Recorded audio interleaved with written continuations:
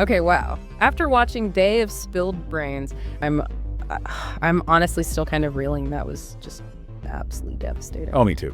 It felt like the whole story we thought we understood just completely fractured. Exactly. And the title, Day of Spilled Brains, I mean, it lived up to its name, didn't it? Brutally. Any idea we had of this, like, peaceful vision for Hawaii just got shattered. It felt like a genuinely traumatic event that just changes everything for these characters. Yeah. So a heads up to you listening. This episode was intense. If you haven't watched yet, well, buckle up. But stick with us because we're going to unpack the trauma, maybe find some group therapy here. Right. Okay, so kicks off with, well, this really beautiful moment, doesn't it? A celebration in Kohala. Yeah, for a chief's child. And Kamehameha talks about this vision like everyone here is a parent. Real community. Such a powerful idea of unity. But wow, the contrast with where the episode ends up is, it's getting. It's masterful setup, honestly, but heartbreaking. And then beneath all that joy, you have Kaihumanu. Lucian Buchanan is just incredible here. She's holding on to this huge secret, right? That she can't give Kamehameha an heir. Oh, the silent pain when he talks about a future child. You can just feel it. And it's not just personal sadness. It's politically massive for her. Adds this whole layer of tragic irony to the whole celebration. It's heartbreaking, forcing those smiles. And you realize she's kind of isolated, even in this big crowd, because of this unspoken thing. Yeah. And while this is going on, she and Ka'iana sneak off. They meet a spy, which is direct defiance of Kamehameha's orders. But you see why, don't you? They both understand the threat in a way Kamehameha, maybe because of his idealism, it doesn't quite seem to grasp yet. They feel this urgency. And crucially, Kupuohi sees them. That one little moment. Ah, yes. That glance. It's not just a random detail. That's the seed, right? The seed of the betrayal that's coming. It tells you trust is already fracturing, not just between leaders, but within families too. Right. And then the wolves show up. Right on cue. Enter Captain Metcalfe. Yep. And his crew. You can feel the bad vibes immediately. They're caught stripping sandalwood, calling the islanders savages. They even chase a kid to hide their theft. Right. The whole fair trade cover story is just, well, it's obvious bullshit, frankly. It absolutely is. It's worse than a lie. It's weaponizing hospitality. They're using Hawaiian openness against them. And that's where Kamehameha's commitment to justice becomes, well, a vulnerability. Exactly. Ka'iana sees it. Tony sees it. They don't trust Metcalfe for a second. But Kamehameha wants to believe in peace. Which leads to that critical moment, that confrontation between him and Ka'iana. Right, where Ka'iana gives him that stark advice. Basically, do what your uncle did to Captain Cook. Kill them. Send their flayed bones as a message. Based on history.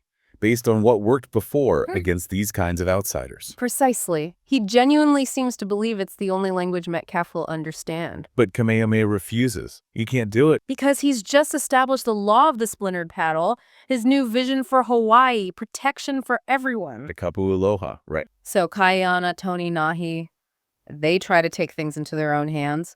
They sneak onto Metcalfe's ship. And Ka'iana finds Marley there. Which makes it personal too, right? Because of Tony's past enslavement. Exactly. It's political, it's strategic, but it's also deeply personal for him. But the plan, it goes wrong. Yeah, because Kupuohi rats them out. She tells Kamehameha. And her reasons. They're complicated, aren't they? Bitterness, maybe? Jealousy over his closeness with Kaihumanu? Yeah, and there's that line about his Western ways being a sickness. So maybe a kind of cultural purity motivation, too. Whatever the mix, the betrayal is just devastating. Absolutely. But amidst all that, there's this connection growing between Ka'iana and Kahumanu. Two people who seem to see the world more clearly, perhaps, than their partners. And she curtsies. Right. Ask him to kneel, like Europeans do. Showing that shared understanding of the outside world, their bond feels like it's bordering on something transgressive, dangerous, maybe? A necessary alliance? Perhaps. What's fascinating is how their shared view connects them, but also holds potential danger. She seems to be the only one who really gets his logic. Well, Kamehameha is still trying the idealistic path. Right. So Kamehameha makes this final tragic move. He sends John Young. As a show of peace. Oh, the irony. It's like putting up a sign saying we're vulnerable. And it fails. Just like Ka'iana knew it would. Yeah. Metcalfe just sails off. To an undefended village where Vi and her family live. And what happens next is just horror. Yeah. Pure horror. The villagers are looking at the ship, curious. Thinking it's singing. And Metcalfe gives the order. Load the cannons with nails. Even Marley, his own guy, is like, seriously. And then just chaos. Brutal, sudden, unimaginable violence. That was the moment for me. Like, WTF just happened. Children be ripped apart. It's sickening. Prophetess Tawala seeing her prophecy, Day of Spilled Brains, become this nightmare. And Kamehameha racing there, but too late. Seeing the massacre he tried so hard to stop. The agony of being right and completely powerless, that's his tragedy right there. And Metcalfe, he just forces Marley to walk the plank. Ruthless. It really puts the specific horror into that bigger, awful context of colonialism everywhere. You know, that attitude towards Native people. Yeah. Okay, let's shift gears slightly. Theory corner. Okay. Because, wow, this episode was huge for our predictions. Oh, absolutely. First up, Ka-Iana's historical betrayal.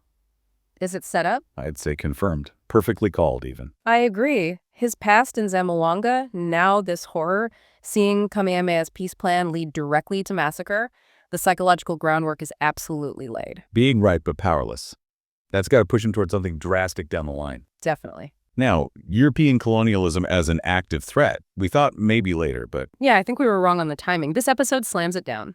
It's here. It's now. Metcalfe isn't scouting. He's waging terror. This is the active threat. Yeah, okay, the Ka'iana-Kahumanu affair theory. The love triangle catastrophe. I think it's accelerating. Big time. Really? Well, think about it. They're both incredibly isolated now. Right. Ka'iana's marriage is shattered. Kahumanu Right. has her secret, this distance from Kamehameha. Who do they turn to? Each other. Exactly. They seem to be the only ones who truly understand the pressure the other is under. That shared understanding, that isolation. It makes that affair theory, based on those historical accounts, seem much more plausible. Maybe even inevitable. Weaving the personal into the political. It seems very likely. It adds another layer of complexity to his motivations. So, overall, this episode, wow, A+ for just. Unflinching honesty about idealism meeting pure evil. It's Greek tragedy level. It really shows how a noble vision like Kamehameha's can be twisted and exploited by an enemy with zero rules. Yeah, any illusion of peaceful coexistence is just gone, shattered. The foreign threat isn't theory anymore, it's blood on the sand. So the big question we're left with, I think, is, can Kamehameha change enough? Can he adapt his vision to fight an enemy that plays by completely different, brutal rules? That's the core question now, isn't it? Okay, we have to wrap it up there. But what did you think? This episode was a lot. How does it change things for you? Let us know in the comments. Seriously, we might need group therapy after this one. Yeah, the storm is definitely broken. No turning back now. So smash that like button if you're processing this with us. Subscribe to Offscript for more deep dives, and please hit that notification bell. We're in this together now. Until next time, this has been The Deep Dive. Stay strong, warriors.